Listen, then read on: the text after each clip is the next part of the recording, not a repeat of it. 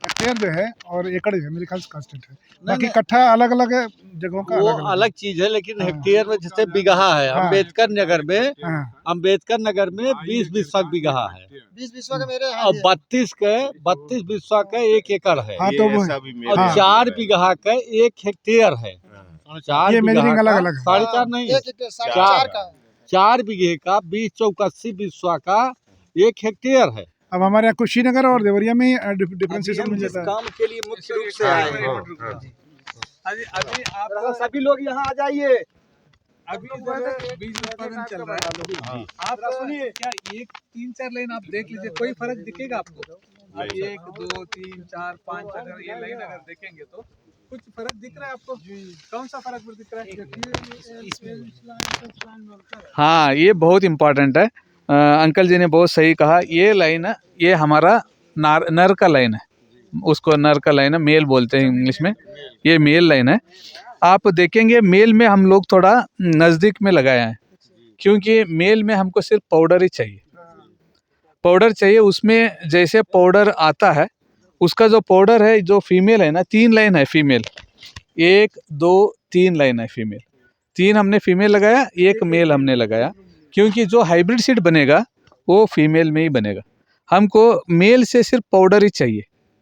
अगर मान लो जैसे पाउडर का काम हो जाता है, हम लोग मेल को काट के चारे के रूप में मतलब मवेशी को खिला लेते हैं, क्योंकि खिलाने का मतलब यही है, हमको मिक्स नहीं होना है। अगर मान लो हमने इधर लास्ट तक हमने इधर को भी छोड़ दिया, इधर इसमें अगर हमने ऐसे ही छोड़े तो इसमें भी सीड बनेगा, बीज बनेगा, एंड हमारे लिए और एक्स्ट्रा हमको बीज उत्पादन करने का ज़रूरत नहीं होगा, क्योंकि मेल का बीज इधर ही हमारे पास मिल जाएगा।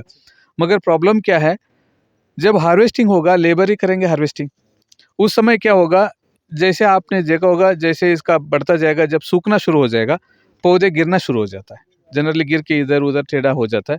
अगर इसका सीड अगर उसके साथ अगर मिल जाए, फिर वो हाइब्रिड का सीड के साथ नहीं मिल जाता है, एंड जितना प्रपोर्शन मान लो 10% भी अगर सीड मिक्स हो जाता है, वो 10% हमारे लिए सीधा घाटा है यील्ड के लिए।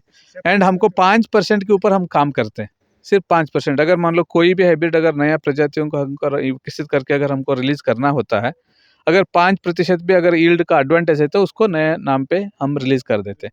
अगर मान लो वही अगर 10% से मिक्स हो जाता है, तो फिर सारे घाटा। इसीलिए हम लोग क्या करते हैं, रिस्क नहीं लेंगे, जैसे इसका काम हो जाता है इसको निकाल के ले जाते हैं। इसका जो सीड प्रोडक्शन है ना, अलग से हम लगा के उसका सीड उत्पादन करते हैं। हाँ, जब भी हम लोग प्योरिटी की बात करते हैं, 98 से ऊपर होना चाहिए प्योरिटी, जेनेटिक प्योरिटी हम बात करते हैं। जब 98 से ऊपर होता है तभी उसका सीड, अगर 98 से अगर 97 अगर हो जाता है, हम लोग रूथलेसली उसको रिजेक्ट कर देते हैं।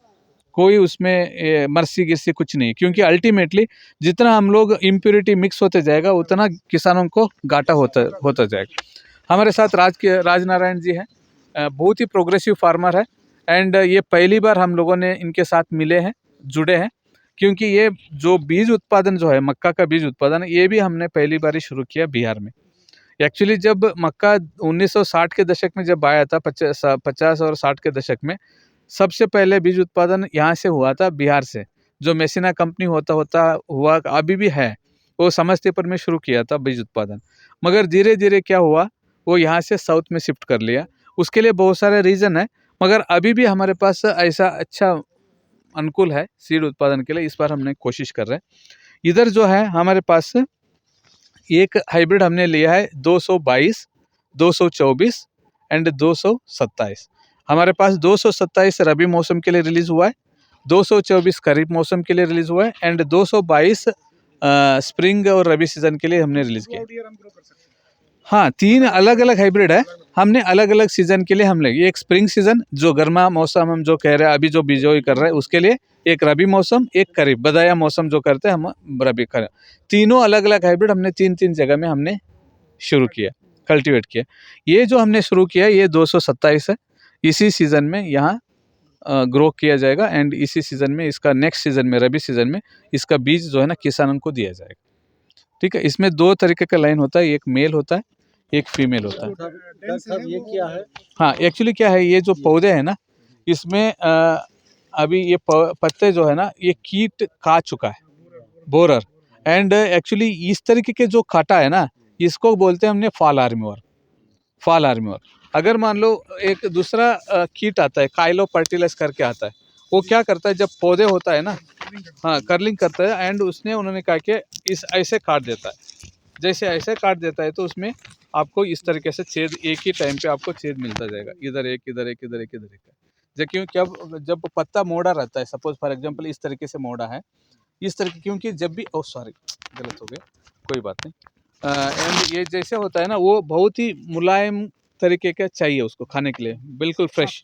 जैसे अगर मच्योर हो जाता है, उसमें फाइबर कंटेंट ज़्यादा होता है, उसको एनर्जी ज़्यादा नहीं मिलता है, इसलिए वो क्या करता है, ऐसा छेद करता है, ऐसा छेद करके इस तरफ से छेद करके इस तरफ खा लेता है। जब पूरा पत्ता खुल जाता है, खुलने के बाद आपको ये दिखेगा, मतलब इसमें एक पिन होल बोलते हैं हम लोग, जैसे इधर एक है, इधर एक है, इधर एक है, इधर एक है, इस तरीके से पिन होल आपको मिल जाता है। उसके लिए काइलोपर्टिलस, पहले इसका प्रकोप बहुत ज़्यादा था, आज के डेट में फॉल आर्मीवर्म में एक नया कीट आया है, उससे क्या होगा, इसका प्रकोप कम हुआ है मगर उसका प्रकोप बहुत बढ़ गया। एंड ये इसका प्रकोप वैसे ही कम हुआ था जब हाइब्रिड का कल्टीवेशन जब शुरू हुआ तो वैसे कम हो गया था, मगर ये फॉल आर्मीवर्म है ना, वो बहुत ज़्यादा मात्रा में आ रहा है। उसके लिए हमको कम से कम बदाया मौसम अगर है तो 2 बार स्प्रे करना कंपलसरी है। अगर ऐसे रबी मौसम या स्प्रिंग सीजन के लिए ये कंपलसरी हमको स्प्रे करना पड़ रहा है, उसके लिए किसानों को कॉस्ट ऑफ प्रोडक्शन बढ़ा है। एंड अभी आपको देखेंगे तो एक खेत में ना ऊंचा वाला पौधा नहीं मिल रहा है, हमने 3-4 दिन पहले इसमें एक का दुक्का अलग पौधे मिल जाता है। जब हम लोगों ने बहुत सारे लाइन के ऊपर जब काम करते हैं तो मिक्स हो जाता है, एडमिक्सचर बोलते हैं उसके लिए। कभी कभी मक्के में ये भी है, अगर मान लो आपने हर तरीके का अगर केयर करेंगे तब भी 1000 पौधे में आपको एक पौधा अलग दिख ही जाएगा, क्योंकि वो नेचुरल, उसके बोलते हैं हमने स्पॉन्टेनियस म्यूटेशन। अच्छा डॉक्टर साहब, ये जो सफेद सफेद है क्या है? ये तो ऐसा कुछ नहीं है, ये तो जो माइट्स होते हैं ना, माइट्स और थ्रिप्स होते हैं ना, वो है, उसका ज़्यादा नहीं, मगर मेज में सिर्फ एक ही कीट का प्रकोप ज़्यादा है, वो है फॉल आर्मीवर्म। अगर बीमारी का अगर हम बात करेंगे तो उसमें 2 है, एक है ये वाला क्या है, सूखने की बीमारी, पोस्ट फ्लावरिंग स्टॉक रॉट बोलते हैं, ठीक है। दूसरा है एक इस एरिया में, स्पेशली इस मौसम में पत्ता सूख जाता है, हाँ पत्ता सूख जाता है, वो एक बीमारी है, टीएलबी हम बोलते हैं, and post flowering stalk rot है। उसमें लिए 2 माइक्रो ऑर्गेनिज्म इम्पॉर्टेंट है, मगर आज के डेट में ये मक्के के बाद मक्के, मक्के के बाद मक्के, मक्के के बाद मक्के लगाने की वजह से वो प्रकोप बढ़ रहा है। हम लोगों को रोटेशन करना बहुत ज़रूरी है। जैसे इधर पल्स लगाया है, इधर चिकपी, ये भी आरपीसीओ का ट्रायल है। अगर मान लो यूएसए में हम लोग बात करते हैं ना, यूएसए में बहुत ज़्यादा मक्का का उत्पादन होता है, एंड उनका पैदावार भी बहुत अच्छा है। हम लोग इसलिए क्योंकि अगर मान लो उनके पास अगर 1 एकड़ है, आधा एकड़ वो सोयाबीन लगाता है, आधा एकड़ मक्का लगाता है। अगली साल जिस प्याच में वो सोयाबीन लगाता है उसमें मक्का लगाता है, एंड जिस प्याच में मक्का लगाए उसमें सोयाबीन लगाता है, मतलब इंटरचेंज करता है वो। इसीलिए हम लोगों का किसान को भी सिर्फ जिस क्रॉप के ऊपर फ़ायदा है वही करने से बेटर है, हम लोगों को थोड़ा विविधीकरण करके अगर जाएंगे ना, लॉन्ग टर्म में हमारा सॉइल का हेल्थ मेंटेन करना बहुत ज़रूरी है। अरे डॉक्टर साहब, दवा इसका क्या है? इसके लिए दवाई है, 2-3 दवाई है। एक है सबसे इम्पोर्टेंट है, जैसे इसको अंडा रखते हैं ना, अंडा रखने से पहले अगर मान लो अंडा का प्रकोप अगर कम करना है, हम लोगों को, जैसे हम लोगों ने बिजोई करने के बाद, बुआई करने के बाद हम लोगों को 10 या 15 दिन के बाद खेत में जाना पड़ेगा। जब खेत में जाएंगे तो आप देखेंगे तो ये जो अंडा लिखता है ना, अभी जैसे पौधा बड़ा हो जाता है तो अंडा ऊपर रखता है, ठीक है। जैसे मान लो छोटा पत्ता है, 2 या 3 पत्ता जो होता है, पत्ते के नीचे अंडा रखता है, वो अंडा 3 या 4 दिन से अंडा से बाहर आ जाता है। जब उसके बाद 3-4 दिन के बाद वो आपने देखा होगा पन्नी जैसा दिखता है, स्क्रैपिंग होता है। वो बहुत ही first, larva, second, total 6 stage होता है, 5 और 6 स्टेज होता है।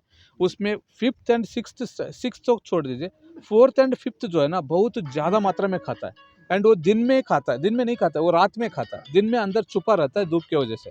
उसके लिए अगर मान लो अंडा का प्रकोप अगर आपको कम करना है तो नीम सीड कर्नल एक्सट्रैक्ट ऑयल आता है, NSK ही आता है, उसको स्प्रे करेंगे तो, क्योंकि वो एक्चुअली ये क्या होता है ना, कुछ अलग तरीके का स्मेल आता है, उसीलिए वो पतंग जो है ना आके अंडा नहीं लगाता है। अगर मान लो दूसरे खेत में जहाँ स्प्रे नहीं करते उधर अगर लगाएंगे तो उसको 10 गुच्छा मिले तो अंडा, इधर 1 मिलेगा। लगभग 90% अंडा का जो रखने का क्षमता है वो कम होता है। अंडे से जो बाहर लार्वे आता है वो भी कम हो जाता है, स्टेराइल हो जाता है। जैसे वो स्प्रे करेंगे तो, जैसे मान लीजिए हम लोग बोलते हैं ना, रेडिएशन एक्सपोज नहीं होना है, मोबाइल इधर नहीं रखना है, ये सारी चीज़ें हम लोग इसीलिए, अगर मान लो वो केमिकल अगर स्प्रे करेंगे तो अंडे से वो लार्वे भी नहीं आता है। दूसरा चीज़ें, अगर मान लो लार्वे आ भी गया, मान लो 5 या 10% अगर आपको खेत में अगर दिखना लगेगा, पौधे अगर काटने लगेगा, तो सबसे पहले एक डेलीगेट करके एक केमिकल आता है, उसके लिए स्पाइनोटोरम करके बोलते हैं। दूसरा है कोराजिन, क्लोरनथ्रेनिप्रोल करके केमिकल नेम होता है। जनरली हम लोग ट्रेड नेम बोल देते हैं किसानों को, केमिकल नेम थोड़ा याद रखने में दिक्कत हो जाता है। तीसरा है इमामेक्टिन बेंजोएट करके, एंड एक फोट्रिंजन करके आता है, वो भी एक्चुअली क्लोरनथ्रेनिप्रोल एंड स्पाइनोटोरम का वो मिक्स है, क्लोरनथ्रेनिप्रोल और साइनोटोरम उसका मिक्स है। वो सीड ट्रीटमेंट अगर करेंगे तो लगभग 15 दिन तक आपका कोई अंडा भी नहीं रखेगा, उस तरीके का प्रोटेक्शन मिल जाता है। सीड ट्रीटमेंट बहुत आसान है, क्योंकि 1 किलो के लिए 6 ml डाल दो, स्प्रे कर दो। अगर मान लो 1 एकड़ के लिए करें तो 8 क्विंटल लगभग 23-40 ml में आपका हो इतनी जाता है। सारे जो केमिकल सीड कर रहे हैं, फिर तो हमारा ये जो रेसेस है, फिर हमारा जो पोल्यूट करेगा। मतलब एक तरफ तो अभियान ये है कि हम ऑर्गेनिक खेती करें, और दूसरा हम फिर उसी चीज़ का इम्प्लीमेंटेशन करते हैं। तो हमें कुछ इस तरह की भी चीज़ें हमें मिलनी चाहिए, जिससे हम ऑर्गेनिक चीज़ों का उपयोग करके हाँ जी, अपने जो इस ग्रेन्स को जो है हम्म। सेव करें। यार ये बहुत इम्पॉर्टेंट है। हमारे पास बिहार में खास तौर पर, जब से मैंने बिहार से आया हूँ, बहुत सारे किसान आपको ऐसे मिलेंगे 100% ऑर्गेनिक खेती करेंगे। एंड उसमें कुछ ये है, बीजोपचार करने के लिए भी वो लोग गोमूत्र एंड जो नीम का पत्ता एंड और दूसरे पेड़ का है, गुड़ है, एंड चूना भी डालते हैं। बीज के लिए, सीड ट्रीटमेंट के लिए हाँ। उसमें चूना भी हाँ हाँ, चूना डाल के एंड हाँ, जीवामृत, बीजामृत, और जो बीज उपचार के लिए है ना, उसमें चूना और ये गोमूत्र और नीम का पत्ती सब मिला करके तैयार करते हैं। उसमें बीज को ट्रीटमेंट करके सुखा करके तब लगाते हैं। ऑलरेडी दूसरे कंट्री तो कहती है कि इंडिया का सारा ग्रेन्स जो है वो हैविंग पॉइजन। ये बात सही कहा, हम लोग उसी डायरेक्शन में आगे जा रहे हैं। बट जैसे हमारे प्रधानमंत्री जी कहते हैं ना, एक ही झटके में हम लोग सारे एरिया ऑर्गेनिक में नहीं ला सकते, धीरे धीरे करना है, क्योंकि हमारा आबादी इतना है। अगर मान लो आज के डेट में अगर भारत देश में अगर 1 मिलियन टन भी, अगर मान लो 1 मिलियन टन भी अगर उत्पादन कम हुआ, दूसरे राज्य जो है ना रातों रात और डबल कर देता है रेट। जैसे मान लो 2009-10 जब शरद पवार जी एग्रीकल्चर मिनिस्टर थे, हमारा देश में 2 मिलियन टन या 3 मिलियन टन, 2 या 3-4 लाख गेहूं का कम पड़ा था। 3-4 लाख में रातों रात ऑस्ट्रेलिया ने बहुत 2